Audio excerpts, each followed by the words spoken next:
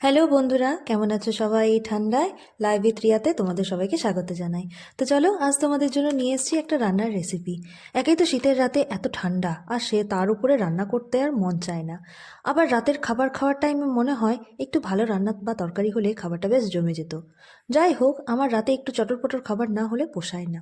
যতই হোক, বাঙালি তো, তাই খাবার ভালো না হলে মনটাও ভালো লাগে না। তাই আজকে রাতে আলুর দম বানানোর জন্য এরকম ছোটো ছোটো আলু আনানো হয়েছে। শীতকালে এই ছোটো ছোটো আলু দেখলেই মনে হয় মটরশুঁটি দিয়ে বেশ মাখো মাখো করে আলুর দম বানায়। আর সাথে কচুরি হলে তো কথাই নেই। তবে রাতের বেলায় কচুরি খেতে খুব একটা পছন্দ করে না আমার শ্বশুরমশাই, তাই রুটি বানিয়েছি সবার জন্য। এখন আলুগুলোর খোসা ছাড়িয়ে ওগুলোকে প্রেশার কুকারে দিয়েছি সেদ্ধ হওয়ার জন্য। 2-3টে সিটি পড়লেই গ্যাস অফ করে দেব। অন্যদিকে কড়াই চাপিয়ে গরম হওয়ার জন্য, কড়াই গরম হয়ে গেলে তার মধ্যে বেশ পরিমাণ মতো সর্ষের তেল দিয়ে দিলাম। আর তেল গরম হতে না হতেই এই সেদ্ধ করে রাখা আলুগুলোকে আমি দিয়ে দিলাম। এই আলুর খোসা এতই পাতলা যে সেদ্ধ করার পর খোসা ছাড়াতে বেশ সময় লাগে, তাই আমি সেদ্ধ করার আগে খোসা ছাড়িয়ে তারপর সেদ্ধ করে নিয়েছি।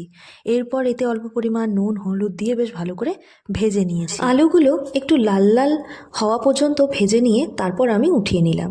এরপর কড়াইয়ে আরও কিছুটা তেল নিয়ে তাতে গোটা জিরে ও তেজপাতা দিয়ে দিলাম। তারপর মিক্সিতে পেস্ট করে রাখা আদা রসুন পেঁয়াজ কাঁচা লঙ্কা টমেটো সবগুলোকে এই তেলে দিয়ে দিলাম। এবার শুরু হলো মশলা ভাজার পালা। ভালোভাবে মশলা ভাজা মানেই হলো যতক্ষণ না তেল মশলার গা থেকে ছেড়ে যাচ্ছে, মানে তেল ছাড়তে শুরু হয়ে গেছে, মানে বুঝতে হবে যে ভালো করে মশলাটা তৈরি হয়ে গেছে। এরপর একে একে আমি গুঁড়ো মশলাগুলো সব দিয়ে দেবো, যার মধ্যে রয়েছে হলুদ, ধনে গুঁড়ো, জিরে গুঁড়ো, অল্প পরিমাণ চিনি, কাশ্মীরি লঙ্কা গুঁড়ো, নুন ও অল্প পরিমাণ জল দিয়ে দেবো। আসলে আমার প্রত্যেকটা রান্নায় একটু করে আমি চিনি দিই। চিনি দিলে স্বাদের পরিমাণ দ্বিগুণ হয়ে যায়, তার জন্যই আমি একটু চিনি ব্যবহার করি। যাই হোক, এরপর এই সবগুলোকে একসাথে ভালো করে আমি ভেজে নেব। এরপর আমি এর মধ্যে মটরশুঁটি ও ক্যাপসিকাম দিয়ে দেবো। প্রথমে আমি মটরশুঁটিটাকে সেদ্ধ করে বা ভেজে নিয়ে রাখিনি, তাই এখন মটরশুঁটি আর ক্যাপসিকাম দিয়ে নিয়ে আমি এটাকে একটু সেদ্ধ হতে দেবো। মটরশুঁটি ও ক্যাপসিকাম সেদ্ধ হয়ে গেলে তার মধ্যে আমি অল্প পরিমাণ সস দিয়ে দেবো, একটু টকটক ভাব আনার জন্য।